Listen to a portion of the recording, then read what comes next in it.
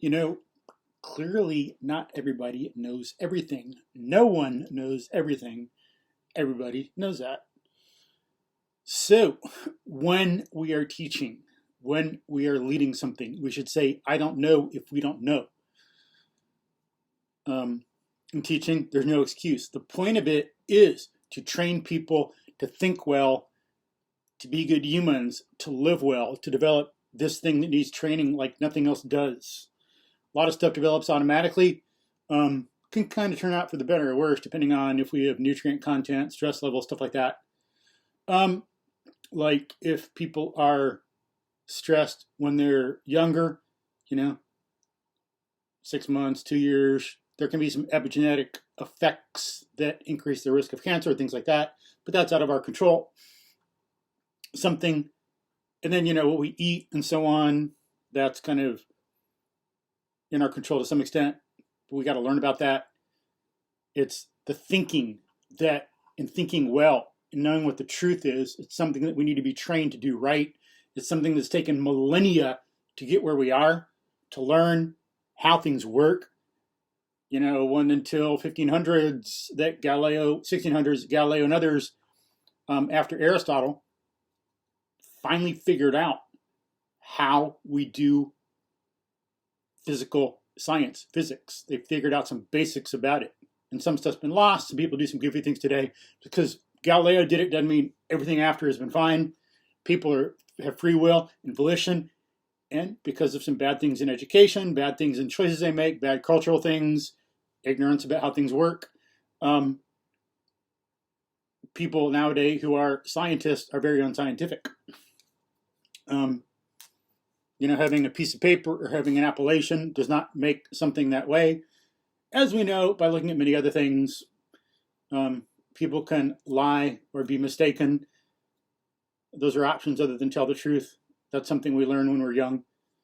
It's all through history, all through what we know. But when we don't know something, we should say, I don't know. As this is here. Again, from this good book, Discoveries and Opinions of Galileo, translated by Stillman Drake. Shows how well Galileo could write and that he could write.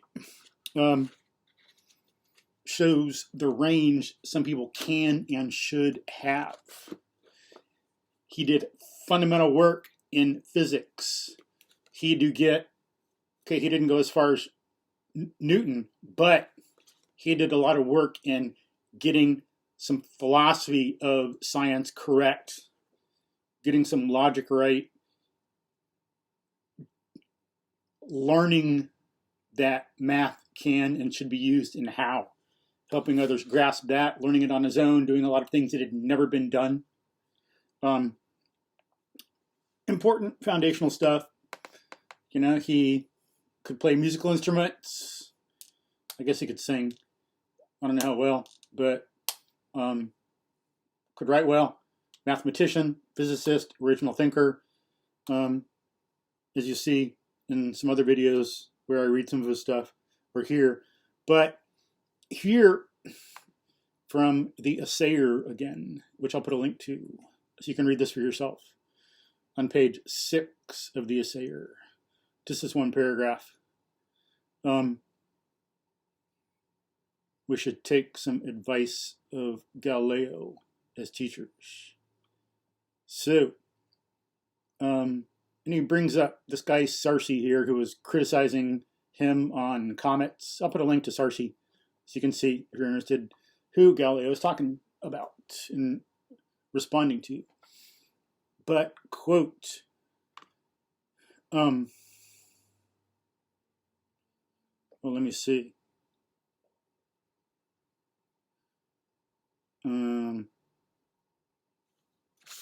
Maybe I should read from here. I'm not sure if that has some typos. It's kind of strange stuff. But I guess I'll read from here since it's bigger. But could be some typos in here. That maybe I can look at this and compare and bring a But so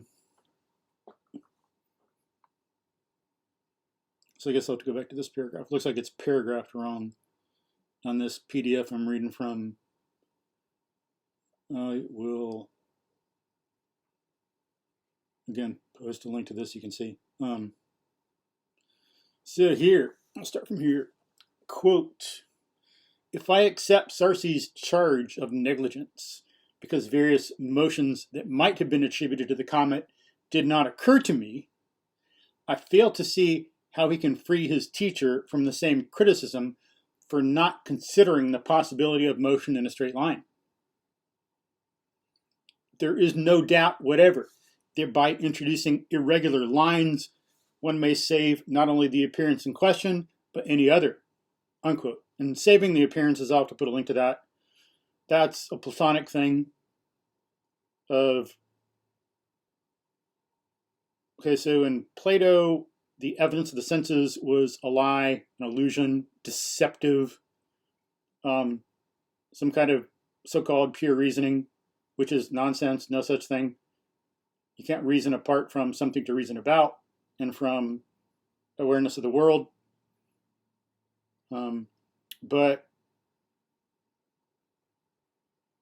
people would basically make up some nonsense and then just try to adjust it to be somewhat consistent with the way the world actually worked. So it's pseudoscience, anti-science, a little insanity, you might say sometimes, just irrational thing, making the world bend to your will, trying to lead the world around like a captive, based on whatever you feel or think or make up in your head. But, okay, so quote again, yet I warn Sarsi that far from being of any assistance to his teacher's case, this would only prejudice it more seriously. Not only because he did not mention this, and on the contrary accepted the most regular line there is, the circular, but because it would have been very flippant to propose such a thing. Sarsi himself may understand this if he will consider what is meant by an irregular line. Lines are called regular, unquote, and remember, regular is like having to do with the rule. Irregular would be having to do with not being ruled. The AR makes it an adjective. Regular, you got the regule, ruled, governed, regent, like that word. Irregular is not governed by some rule. So quote, lines are called regular when having a fixed and definite description. They are susceptible of definition and of having their properties demonstrated. Thus, the spiral is regular, and its definition originates in two uniform motions, one straight and the other circular, unquote. Hadn't thought of that before. So there looks like some context that Galileo knew for coming up with the idea that things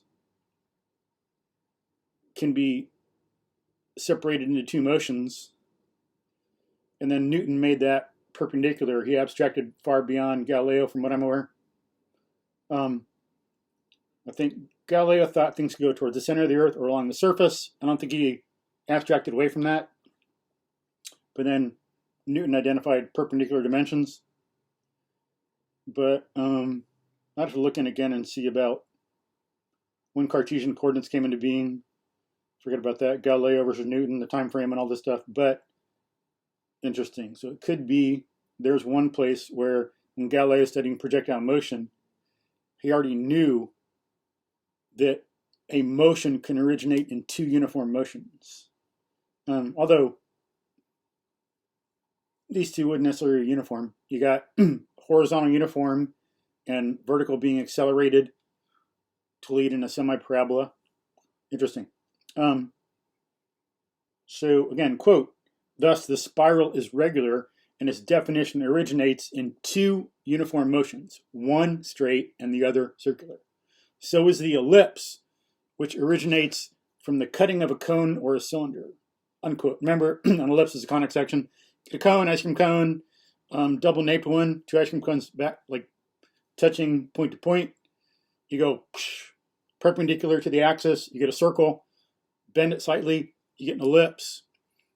Go parallel to one of the sides of the cone, you get a parabola, straight up and down. The two cones parallel to the axis, you get a hyperbola. I'll have to put a link to that in the class, in the description field, so people can look at it if they want. Okay, quote, irregular lines are those which have no determinacy whatever, but are indefinite and casual and hence undefinable. No property of such lines can be demonstrated, and in a word, nothing can be done about them, unquote. Not quite nothing. You know that they're there, but just no mathematical formulation, maybe as a piece function, but for what they mean, for what it means, I think there's no abstract kind of description in the way of a regular line, you know, like no formula like we can make up for, we can identify for an ellipse. So, quote, hence to say, quote, such events take place thanks to an irregular path, unquote, is the same as to say, quote, I do not know why they occur, unquote. The introduction of such lines is in no way superior to the, quote, sympathy, unquote, quote, antipathy, unquote, quote, occult properties, unquote, quote, influences, unquote, or any other terms employed by some philosophers as a cloak for the correct reply, which would be, quote, I do not know, unquote. That reply is as much more tolerable than the others as candid honesty is more beautiful than deceitful duplicity, unquote. Amen. So some interesting stuff in there about definition, science, history of science, what Galileo did, some of the background. But as I say, the thing here, I do not know. I agree 100%, as he says here. The reply, I do not know, is more tolerable than any other. And it's more tolerable in the same way as candid honesty is more beautiful than deceitful duplicity, unquote. Amen. When we say something that's not true, we need to remember that people aren't stupid. They're going to know. And it doesn't help maintain authority if you lie and people know about it. That decreases it. Okay, yeah, you got social pressure. You might feel threatened in the situation. We're social animals. We want to belong. We want respect. We want respect as a teacher.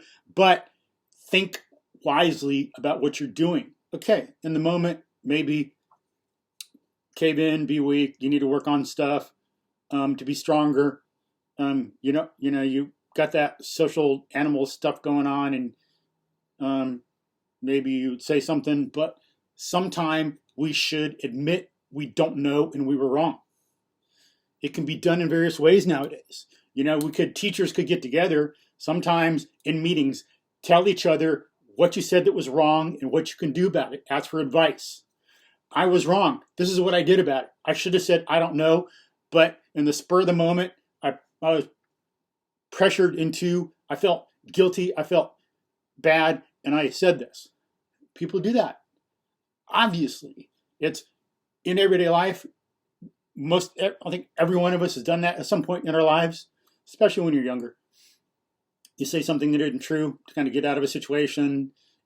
You don't know how to deal with it yet. So, you're just learning. So that's one thing you try. You're experimenting. What do I do in this situation? You lie. You learn from it. You don't say, I don't know. But hey, when you're learning, you're just getting used to the world. But people can do that in teacher meetings. Can be some teacher training stuff. Nowadays, you can make a video if you don't want to admit it in front of the class because you feel bad.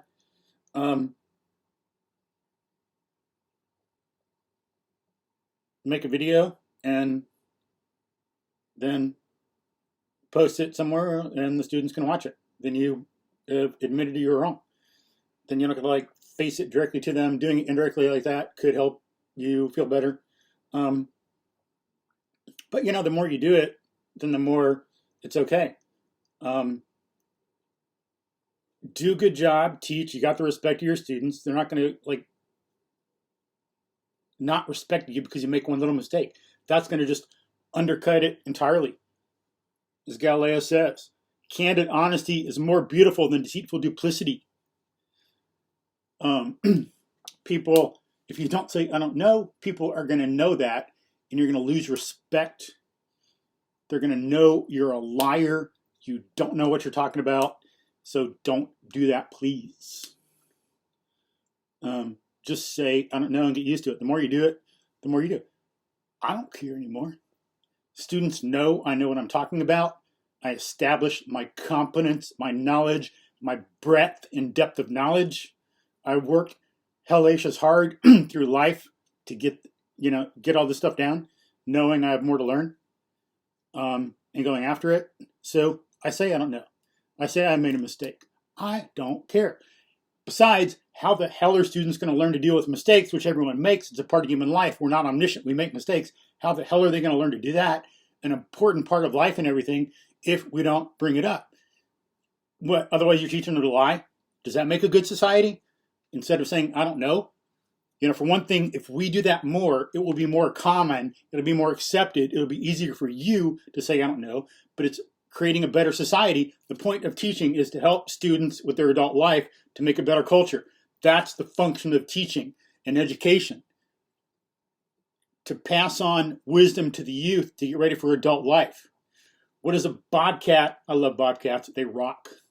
But bobcats, mountain lions, cats. Okay, what does a cat need to do to the little bobcat to help it prepare for adult life? When you get rid of adults in a situation and the wisdom, it creates bad things later in history, as we're seeing some of now in human history.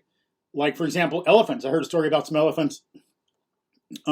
People being dumb want to take out the older one to make room for the younger. Okay, then some elephants, the older one, the matriarch or some other is taken out, shot, not there anymore. And then there's a drought. And what happens to the younger elephants? They die from dehydration because they don't know where the hell to go to find water. Only that adult, old matriarch elephant knew where to go from traditions, from other elements, from learning. Maybe one time they knew where to go when there was much water to find water. That elephant could have taken everybody to help, to save them, to get water, but they're not there with the knowledge of the world. Or one reason some people have trouble with coyotes is they kill the adults. The young ones don't know what to do. If the adults were there, the older ones who were scared of people, they would teach the young coyotes to be scared of people, then we wouldn't have as much of a problem. It's a human-caused thing when some people do that, not the problem of the coyotes. They're not, being bad and coming. It's some stupid humans killing some coyotes, older ones. Sometimes they're not stupid, they're mistaken, they're thinking they're doing all right. They don't know exactly all the consequences of what they're doing. We all have stuff to learn. I sure the hell did. I didn't know everything I do now before. Who does? But make a mistake, kill an older one, then the older coyote is not there to teach the younger ones to avoid people. And then they're curious, they don't know what to do, they go around people more instead of avoiding them. We need that wisdom in life. It needs to be passed on. We need to be helping students see we don't know everything. We should admit it, not lie. You just look bad, create a better culture. That's the point of teachers. One thing to get in education, as I say, elephants, bobcats, coyotes, other animals. What do the young need to do to survive? How do we live a good life? How do we move around in this world, especially for humans? It's a physical and social, ecological world. We got a hell of a lot to do to think about or move around in, as opposed to some animals which are kind of conscious but just move around in the water and flip-flop here and there and are so primitive neurologically. They don't have any society. They just whoosh around in the world, teeny tiny little things. But we got all the stuff we got to do. So we should help them see what to do when we make a mistake, how to identify it, be honest with it, to own it. It is not us. It does not determine us. We can control it. It is not some overwhelming thing. Oh my gosh, I made a mistake. I don't know. It's like, where's my position in the group going to be? Earn your keep by being good and honest and competent. Show you're a strong member of the tribe. Then you can make mistakes and people will still respect you, and you can teach them what to do when we make mistakes. Again, as Galileo says, we should please say, I don't know sometimes. We should sometimes say, I don't know, when we don't know, to help the young learn how to deal with that, how to know how to make mistakes. So let's admit when we're wrong, say it more often. Go out there, make mistakes, learn from them, get with the truth more quickly. Peace.